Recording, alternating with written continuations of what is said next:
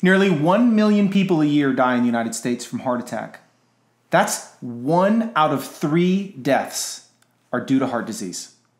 Wouldn't you like to know what you could be doing to reduce your risk so it won't happen to you?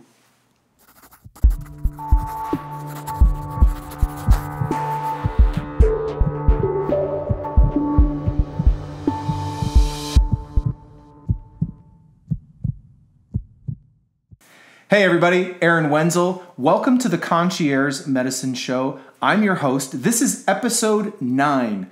And in today's show, we're going to be talking all about the number 1 killer in the world, which is heart disease. You know, it may not be a surprise to you at all, given the fact that heart disease has been the number 1 killer on the planet for a long time, but heart disease numbers are on a rise. Despite lower fat consumption and cholesterol consumption in documented human history, rates of heart disease are continuing to skyrocket. And frankly, it's gonna be that way until some massively radical shifts have taken place in our culture.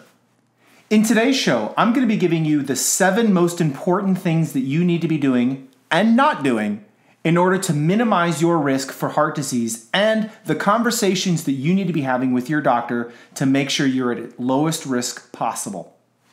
So first of all, what is heart disease? You know, we throw that term around very loosely, and although heart attacks are part of this number, heart disease is actually an umbrella term that encompasses heart attack, yes, but also stroke and hypertension or high blood pressure. In today's show, we're going to really just be focusing on heart disease as it pertains to heart attack.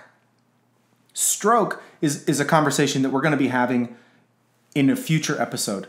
Matter of fact, I think it's the next episode that we'll be talking about stroke, but it is coming. But today is all about heart disease as it pertains to heart attack. What is a heart attack? I mean, I in my practice, I get a lot of interesting answers or thoughts or beliefs around what a heart attack is. I certainly see that in the emergency department. I've been a full-time emergency physician for almost 10 years now, and this is one of the most painful things that I have to deal with almost on a every shift basis is this idea of a heart attack and really explaining not only to patients, but patients' families, what exactly a heart attack is. And I think that it bears, this is an important enough question that we need to start this conversation framing it with what exactly is a heart attack. So I like to start with normal. In a normal situation, you have a blood vessel that is feeding your heart that is pristine and beautiful and it's just a slick vessel. But something happens to the lining of that vessel that is traumatic. And in the environment of trauma, that lining gets interrupted. In other words, there's an opening or a weak spot in that lining. And when you have this opening or this weak spot, it's now vulnerable for things that are normally in the blood to then deposit in the wall of the blood vessel. And the culprit for what causes heart attacks begins with cholesterol entering these deficits in the wall of the blood vessel. But notice I didn't say cholesterol causes the heart attack because cholesterol is only involved in this story because there was an injury to the blood vessel to begin with. If there's no injury to the blood vessel, you can never start the cascade of having a heart attack. Step number 1 is there's an injury to the lining of the blood vessel. Step number 2 is because it now has a vulnerability of the injury, cholesterol then is free to migrate into the wall of the blood vessel and begin to collect. As this collection begins to grow, you start to form what's commonly known as a plaque. A plaque it becomes hard, the cholesterol hardens, it becomes large, and as a large, hard thing inside the blood vessel begins to grow, it becomes unstable. When it becomes so unstable that a fragment of this plaque breaks off, this fragment of cholesterol breaks off, shoots downstream until it ends up in a blood vessel. As it gets smaller and smaller, it gets wedged, and it goes till it can't go anymore, and it gets stuck. It's this process of a plaque breaking off, or rupturing, we call it, a ruptured plaque, and shooting downstream and getting lodged in a smaller blood vessel. It blocks all blood flow downstream from that plaque. Arteries, or blood vessels, supply blood flow to tissue to keep it alive. If there is no blood flow, that tissue dies. And so in a heart attack, when that plaque breaks off and gets ruptured, breaks off, goes downstream, gets wedged, stops blood flow to everything downstream, all of that heart tissue dies. When heart tissue dies, that's a heart attack. And you might say, well, what's the pain? The pain in a heart attack, oh my gosh, my heart, that comes from the moment that plaque breaks off. That's not painful. It's when it gets wedged into the small blood vessel and restricts blood flow. That heart tissue then says, I need blood, I'm under serious duress. Pay attention, this is life-threatening. All of our attention goes to our chest because our heart cells are being deprived of its lifeblood, oxygen. And if that blockage stays there long enough, you then begin to get death to your heart cells. And something very interesting about your brain cells and your heart cells, they do not regenerate. Once they're dead, they're gone. And so this is why it's very critical for heart disease, because these heart attacks, if they happen and they're big enough and enough heart tissue dies, you can run into major problems, even death, sudden death. If enough heart tissue dies to where you can't contract, you die. And so that, at its most basic level, that's what a heart attack is that you have an injured vessel, cholesterol from the bloodstream, which is where it's supposed to be, goes where it's not supposed to be, forms a plaque, the plaque gets big, it gets unstable, it ruptures, goes downstream, blocks a smaller vessel, everything downstream doesn't get blood flow or oxygen, that tissue dies. That's a heart attack. The more tissue that dies, the bigger the heart attack. And that's the most simple explanation I can give you. I hope that helps us frame out the beginning of this discussion. So now that we've framed out what a heart attack is, I don't think we need to belabor any more teaching. I mean, that is essentially all that you need to know about a heart attack. It's part of heart disease on a global macro level, but on a micro level, it is the process of a plaque breaking off, rupturing, clogging downstream blood flow so that heart disease dies. We need to move quickly into what are the most important things that you can be doing right now to be reducing your risk of having a heart attack. Number one, again, a lot of this is going to sound like, oh, I've heard that before. But again, that's the whole nature of this show. Probably most of what I'm saying is not the first time you've heard the topic. This isn't about, I need more information. All this information is available to you, but what we're all lacking in this world, this day and age of information, is wisdom. What do I do with all this information? Great, doc, that's a heart attack. What do I do today to reduce my risk? Number one, I would say we need to increase our overall activity level as humans. You know, we're all busy, but we're not active. And I would encourage you to find areas of your life where you can be less busy and more active. Activity, human beings are meant and designed to be in motion, pushing and pulling against things, meeting resistance, pushing through, being active and engaging in our environment. That's the way we're designed. And when we don't engage in our environment in an active fashion, there are a long sequence of negative consequences. So increasing activity is step number one. Number two is to reduce excess body fat. Again, this body that is designed to be in motion is not designed to be 300 pounds. It puts excess wear and tear on our joints. It causes metabolic consequences like insulin resistance, metabolic syndrome. Both of these concepts we've talked about in other episodes. And if you hang out with me for any period of time, you'll hear me rant about insulin resistance and metabolic syndrome pretty frequently because I actually believe it's the whole game. I think that 80+% of what we deal with health-wise in our current lives are all directly linked to this phenomenon of ignoring insulin and this concept of a metabolic syndrome. So reducing total body fat really is at the foundation of health. We're not meant to be heavy. And if we're saying that we need to be active, and for anybody who struggles with weight, you know it's hard to be active when you weigh 279 pounds. It's much easier to drop off a 50-pound backpack and be 220 pounds and be active. For those of us that don't struggle with weight and have never been in this space, it's hard for us to kind of wrap our head around, well, just go be more active. It hurts. It's hard. If you don't think so, get yourself an industrial or military grade backpack, put 30 pounds of sand in it, and go walk around the block. It's hard. It doesn't mean you can't, that's your excuse for not being active. It just is. Nonetheless, you've got to find a way to reduce your weight.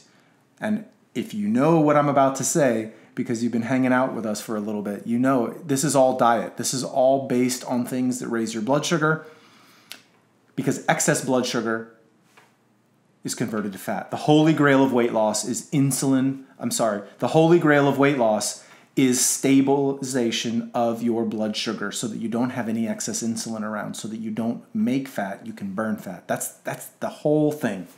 The third thing that you need to do is you really need to improve your overall cholesterol numbers. I'm not going to dive into all the details of this. We've done an episode on cholesterol where we go pretty deep on what specific targets you need to be looking at. But when it pertains to the cholesterol involved in the heart attack and plaque formation, the only thing that you really need to be focused on really is reducing triglycerides, raising HDL, and reducing your small, dense LDL. Again, if you hadn't heard our talk on that, go back to previous episodes on cholesterol. We talk at length about that. But that is number 3. Number 4, remember there's 7 things. Number 4 is you've got to lower your blood pressure. We talked again about this in our metabolic syndrome talk. Hypertension above 130/85 is a risk factor for heart attack. Think about it. A big unstable plaque in your blood vessel, all it needs is a little flick, metaphorically. The way that works in reality is if the blood going through it is at an increased pressure, that's the metaphorical flick. Does it make sense? It not only can facilitate the injury in the first place, having high blood pressure pushing against these blood vessels, causing injury, making it vulnerable for cholesterol, but that high blood pressure can be the thing that ruptures that plaque. You've got to get control of your blood pressure. Again, the number one culprit in hypertension for most people is the insulin resistance at the root of their metabolic syndrome. So, number 5, improve your diet. Not going to beat that up. Any diet that, if you have a current eating habit that does not take captive every carbohydrate you put in your mouth, you're going to have a hard time winning at this. If it's not a fat or a protein and you're putting it in your mouth and you're struggling with these predisposing risk factors for heart disease, you're going to have a hard time to win. You've got to eat things that control your blood sugar, have high fat, moderate protein. That is the ideal diet. Number 6 is an absolute no-brainer, but I have to spend a little bit of time on this. You gotta quit smoking. Look, I don't want you to get lung cancer. Lung cancer is horrible, and anybody who knows somebody who's had lung cancer, it is a horrible disease, and it's a horrible way to die. But the truth is, I don't want you to quit smoking because I don't want you to get lung cancer. 90% of people who smoke never get lung cancer. What I'm concerned about is the fact that 100% of people that smoke end up with heart attack or stroke. No exception. Your granny who still smokes 2 packs a day and has never got lung cancer, which is why you justify not quitting smoking, I promise she's had a heart attack or stroke. Because it's basic biochemistry, it's basic laws of physics. That injury, the number one culprit, I should say the number one preventable culprit is smoking. That smoking gets into your bloodstream, the toxins, and it irritates the lining of your vessel, which causes the vulnerability in the first place. This is why smoking is a big deal in heart attack. It's what's causing the injury. Remember, if the injury never takes place, you can't get a heart attack because you got to have a plaque. And the only way the plaque forms is from cholesterol that got into a place it shouldn't have been in. And the only reason it got in there was because there was an injury. And smoking is the number one preventable cause of not only heart disease, a plethora. That'll be another recurring theme. You've got to quit. And if you don't smoke, it's the best thing you can never start. Please, you've got to put some serious attention and effort towards quitting smoking. I know it's hard, but it has to be a must. And the last thing, which I believe is the number one issue and the most important thing that you can do, it's normalize your blood sugar. Because although smoking is the number one preventable cause of trauma to the lining of your blood vessel, the number one culprit to the injury is the devastating effects that high levels of blood sugar have on the lining of a blood vessel. It eats it apart. You know, when I was in the weight loss space, I had a client who had been a cath lab nurse. This is the nurse who is in the part of the hospital where when you have the heart attack, they shoot dye in your vein and they find the blockage and they put a stent and they open it up. She was there with the cardiologist. This was her career for 20 years. And when we were talking about the damage that high levels of sugar and high levels of insulin, the inflammatory changes to blood vessels, you could see her face just change as we were talking. She was like, oh my gosh, this makes so much sense. You know, for 20 years, when we shoot dye into somebody and I look at the way their blood vessels look like on the camera screen, she said, I knew they were diabetic. And matter of fact, I not only knew that they were diabetic, I could tell how bad of a diabetic they were because of the way their blood vessels looked. I was like, wow. You gotta understand, if the environment within the vessel is toxic and inflammatory, you're going to injure the lining. And once you've injured that lining, you are on the path to heart attack. And nothing has been more devastating to our society as it pertains to health than diabetes. No disease will outpace diabetes worldwide. It is the number one health concern. It has the power to completely cripple us as a society. And numbers are rising at skyrocketing rates. And the reason diabetes matters when we're having a heart disease talk is that the American College of Cardiology states that having diabetes and having heart disease are the same. In other words, it's a risk equivalent. You have just as much risk if you have known heart disease of having another heart attack as you do if you don't have heart disease but just have diabetes. You have the same risk to having a heart attack. This is huge. This is why all diabetics end up with heart disease. All of them. And if you're a diabetic who smokes, you're at greater risk. And if you're a diabetic who smokes who has high blood pressure, you're at even more risk. And if you're a diabetic who smokes and has high blood pressure and bad cholesterol numbers, and you're not active, this is just tick-tock, tick-tock, tick-tock, tick-tock. You can do this. These are enemies that are beatable. But you gotta know what you're fighting and how to fight them. So how you fight them? you're going to take what we've learned today, what we've talked about today, and you're going to take the conversations that we're about to go over, and you're going to sit down with your doc, and you're going to get real deep. And again, I know some of you don't have the luxury of seeing your doc.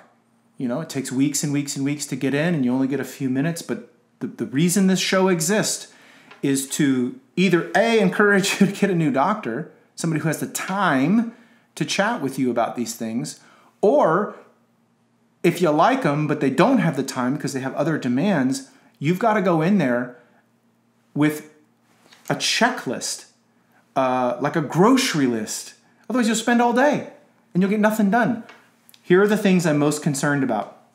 Here are the conversations that you need to have about heart disease. Number one, the most important conversation to have is, how do I control my blood sugar? More specifically, how do I normalize my blood sugar? And am I at any risk of becoming diabetic? If I am diabetic, how do I reverse my diabetes? In other words, it doesn't matter if you're diabetic, pre-diabetic, or just don't want to get diabetes. Focusing on a normalized blood sugar is the primary objective to risk reduce for heart attack. It's got to be number one on your list. Everything else, honestly, is a distant second, in my opinion. We've talked about glucose control, sugar control, stabilizing blood sugar a lot on this show, and I'm going to continue to because it's that big of a deal. It's the game. It's everything. And the way that you normalize your blood sugar is you put your energy and effort around discipline with what you put in your mouth.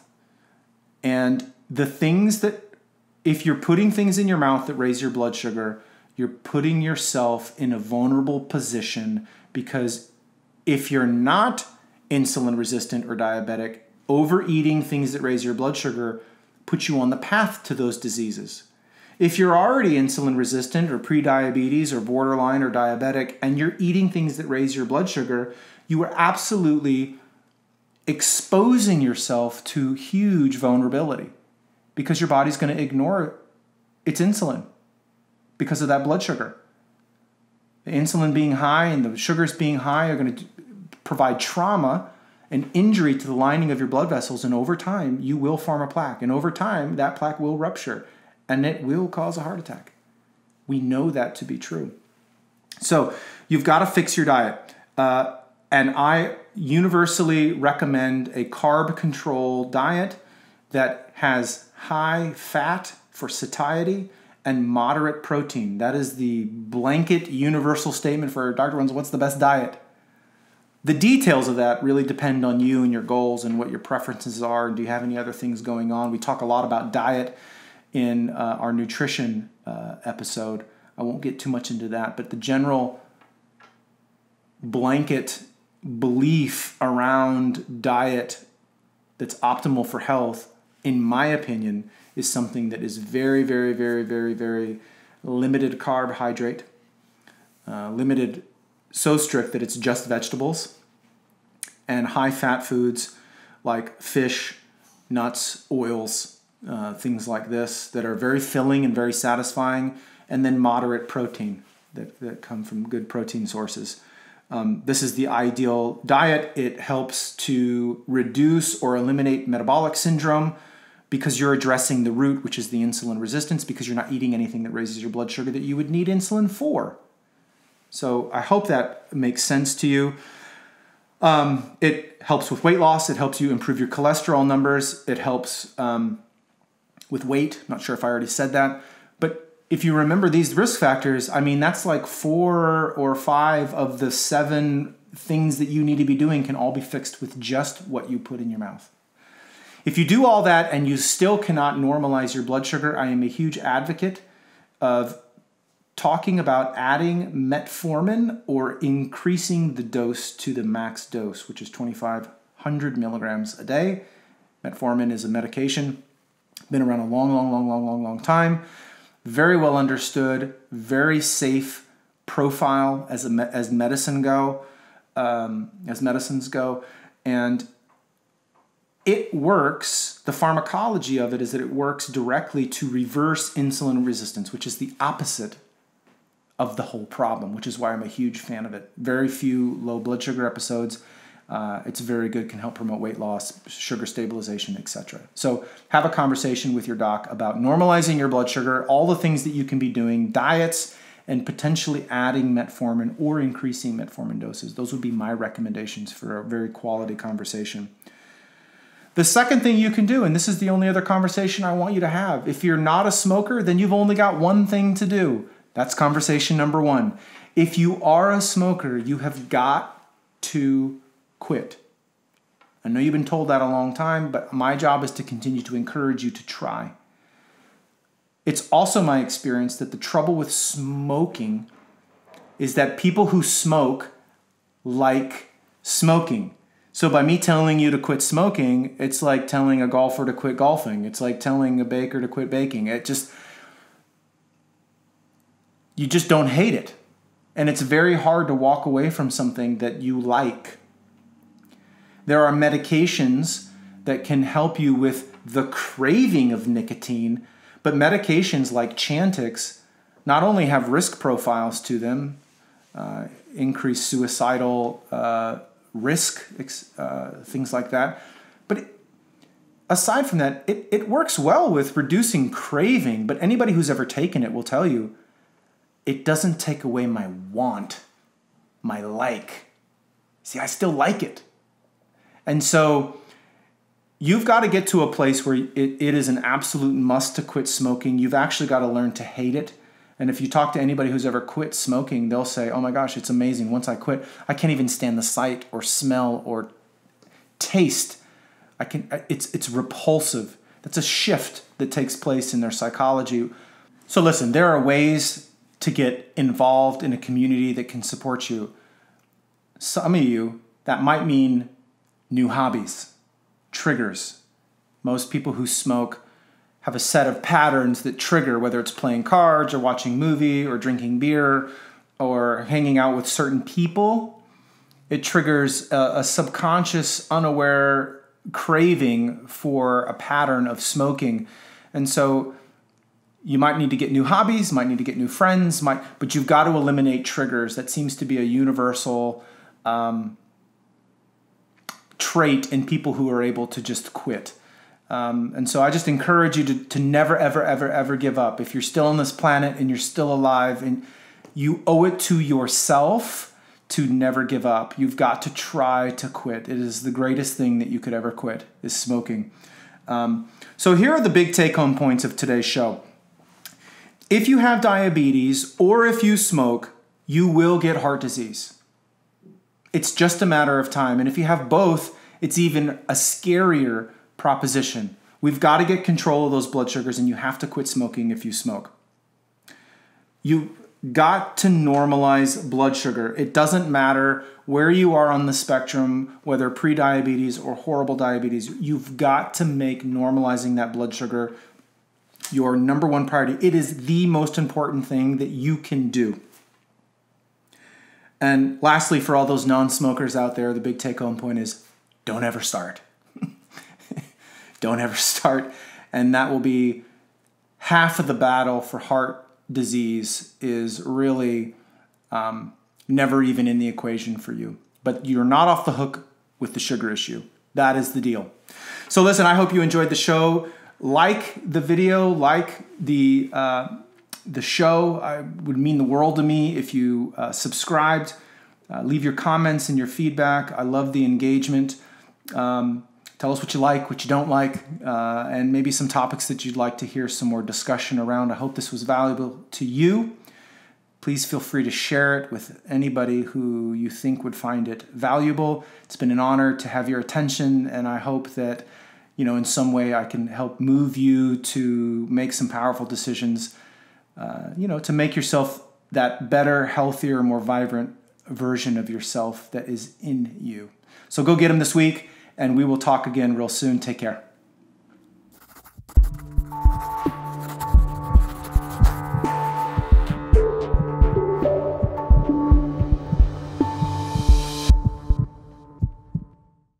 Hey everybody, thanks again for watching the show. I'm sure it goes without saying, but I feel compelled to share with you. Obviously, I want to help as many people as possible. But before you make any medical changes, please consult with your physician. Don't do any of this on your own. You don't want to put yourself in any harm's way. And again, thanks a bunch for watching the show. If you have any questions or comments, again, please leave them and we'll get back to you. Take care.